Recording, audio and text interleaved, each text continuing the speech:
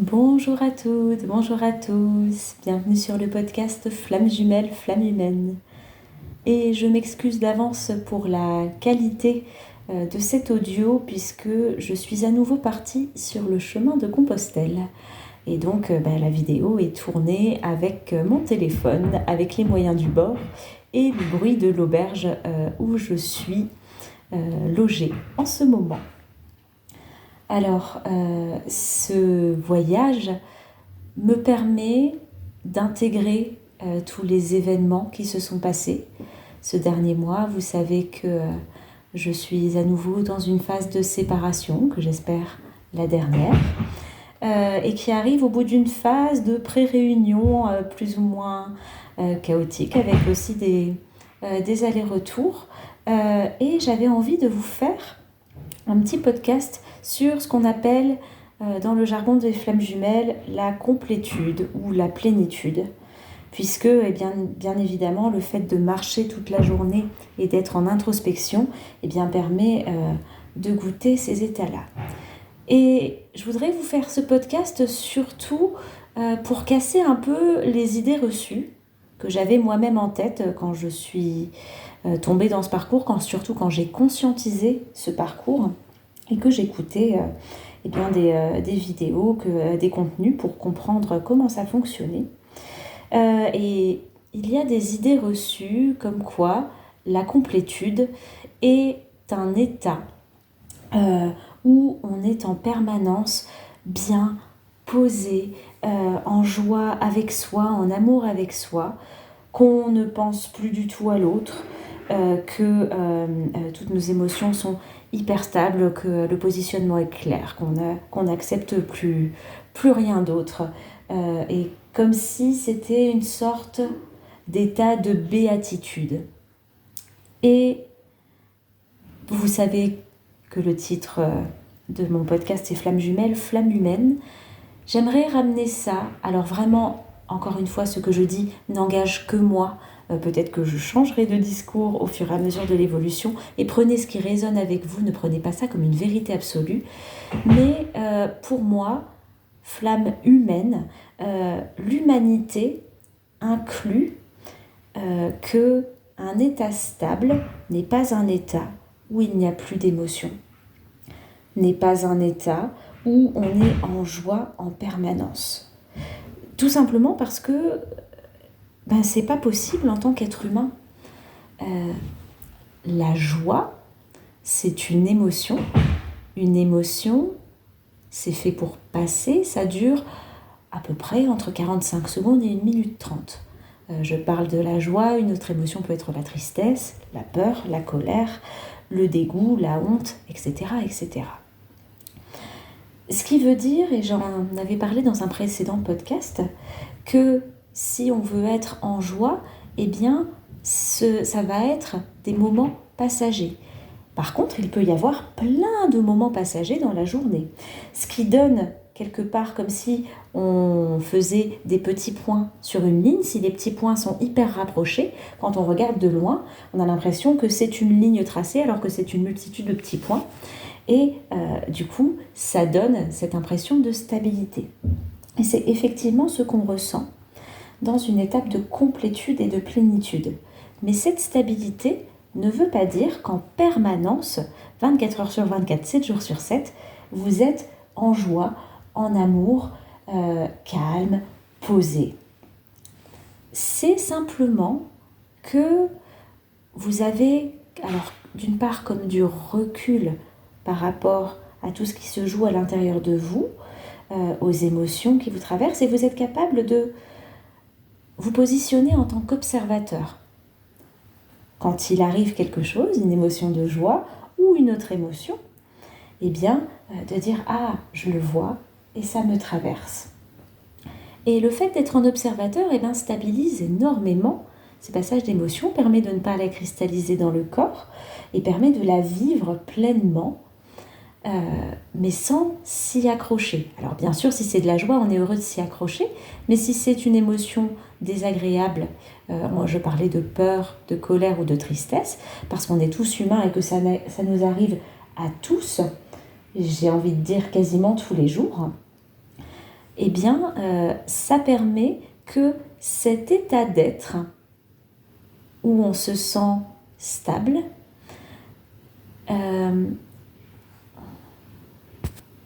nous permette de laisser passer l'émotion et de revenir à quelque chose de posé, avec du recul. Et pour moi, c'est vraiment ça. Je préfère d'ailleurs le terme plénitude que complétude. La complétude, je trouve que c'est connoté un peu négativement, et avec cette idée qu'on doit absolument être complet, et le travers qu'on doit absolument avoir tout nettoyé, tout guéri. Or, j'ai la conviction qu'en tant qu'être humain, notre chemin jusqu'à la fin de vie sera fait aussi de guérison. Mais ça ne veut pas dire pour autant qu'on est amené à souffrir toute notre vie. Il y a un espace en nous qui est déjà guéri, et cet espace, c'est l'espace de l'âme. En revanche, si on arrive à se placer du point de vue de l'âme, eh bien on peut accompagner ces guérisons au fur et à mesure, toujours en tant qu'observateur, pour qu'elles soient douces, fluides, et au fur et à mesure qu'on avance sur le parcours, eh bien on a des outils, des compréhensions qui nous permettent de le faire beaucoup plus rapidement. Mais donc cette idée d'être complet, pour moi, c'est mettre un challenge là où il n'y en a pas. Retomber dans, quelque part, la compétition, le « il faut, je dois », toute la vision des religions il faut se laver de tout péché et être parfait. Et le chemin de la vie nous amène à libérer les choses au fur et à mesure, nous amène à être de plus en plus en contact avec notre être profond, notre authenticité, notre joie, notre amour profond. Mais ça ne veut pas dire qu'il ne reste plus rien à régler. Et on peut être, du coup, pour moi, en plénitude, en profitant de tous ces instants de plus en plus nombreux, de plus en plus longs, où on se sent simplement là, simplement au présent. Et dans ce temps d'intégration que je vis, c'est vraiment ce que je ressens sur ce chemin.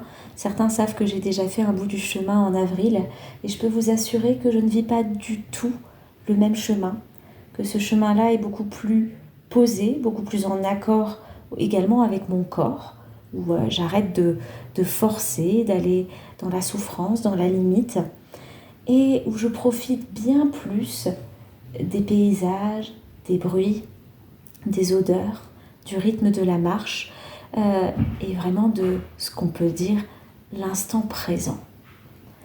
Donc voilà, pour moi la plénitude, c'est vraiment cet état où on se sent en recul, en observateur, où on a une multitude de petits moments de joie, d'étincelles, de bulles de savon, de pétillements, où on est capable de tout accueillir et où on est justement pleinement à de nombreux moments de la journée, où on se sent simplement connecté à soi et à son cœur. Ce moment de plénitude, on dit souvent qu'il arrive dans le parcours Flamme Jumelle, justement alors à l'étape du passage de flambeau, certains l'appellent le switch, où le premier cheminant a déjà fait une grande partie du travail et se sent suffisamment stable, suffisamment posé pour dire voilà, maintenant je ne dis pas que je n'ai plus rien à guérir, mais j'ai fait ma part et je donne le flambeau de l'autre côté.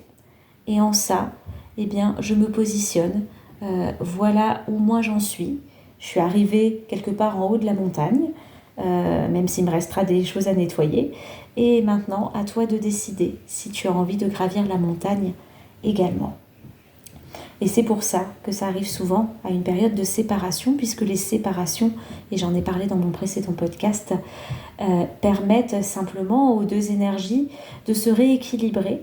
Et au deuxième cheminant, si c'est juste pour lui, s'il n'y a pas trop de résistance de l'ego, et si c'est le choix qu'il fait, si c'est ce qui a été décidé pour lui dans cette incarnation. Et ça, on n'a pas toutes les clés. Et personnellement, je n'ai pas toutes les clés là-dessus pour l'affirmer et je ne sais pas si quelqu'un peut l'affirmer à un moment donné. Parce que même si on a de la médiumnité, même si on a des intuitions, on se connecte à plus grand que soi, mais chacun, à travers notre filtre d'humain, eh bien, on fait toujours des interprétations. Nous allons voir, par exemple, un paysage. Vous mettez 4 personnes qui vont ensuite décrire avec des mots ce paysage. Eh bien, chacun va décrire un paysage différent parce que ce sera simplement passé par le filtre de chaque personne. Et c'est normal, et c'est humain. Mais donc, personne, à mon sens, ne peut avoir la vérité absolue. En revanche, chacun peut avoir sa vérité et s'y accrocher. Et si cette vérité nous fait du bien, eh bien, on la conserve. Si cette vérité ou ces croyances ont besoin d'évoluer à un moment donné, eh bien, on les fait évoluer, tout simplement. Tout ça pour dire, je me suis un petit peu égarée, pardon, que personne ne peut dire quelle sera la finalité du duo.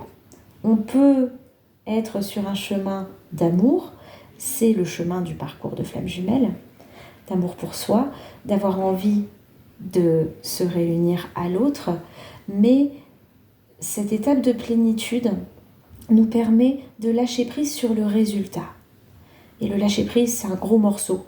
Et c'est long, c'est parfois fastidieux, ça peut être très souffrant quand on s'accroche à nos conditionnements, que notre ego résiste parce qu'il a peur de perdre l'autre et de ressouffrir. Et donc ce lâcher prise se fait souvent en plusieurs parties, mais ce lâcher prise nous permet aussi d'abord d'être bien avec nous-mêmes en permanence, parce que c'est quand même avec nous et surtout sur ces parties de parcours qu'on passe le plus de temps. Si on attend l'autre pour être bien, d'une part, parfois on peut toujours attendre, et deuxièmement, on passe à côté de notre vie. Or, ce qu'on nous demande sur ce parcours, c'est d'être soi, de vivre, d'être la vie pleinement incarnée. Et donc, ce lâcher prise nous permet de nous sentir bien avec nous, dans cet état de plénitude, et également de lâcher du lest sur le lien énergétique.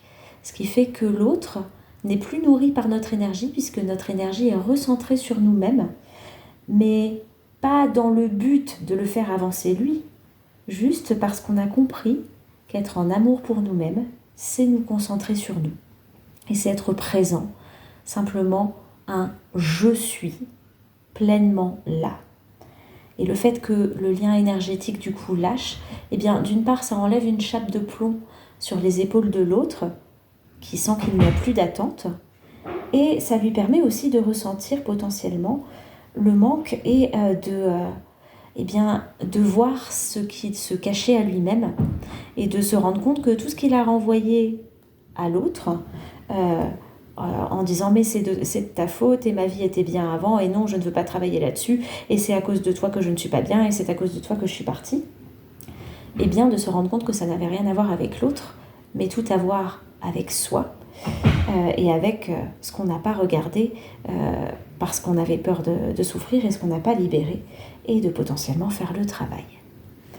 Voilà donc à quoi sert cette plénitude.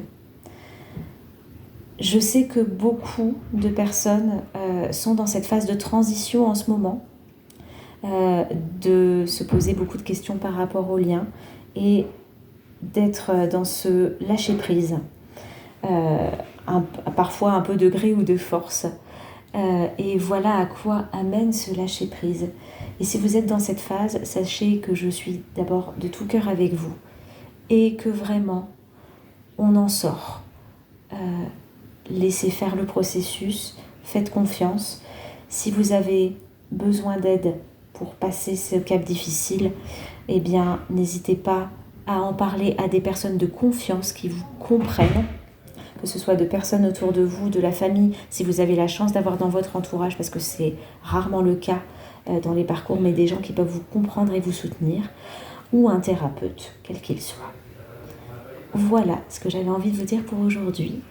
Je vous envoie de la paix, de l'amour. Je vous souhaite une très belle journée et je vous dis à très vite pour un prochain épisode.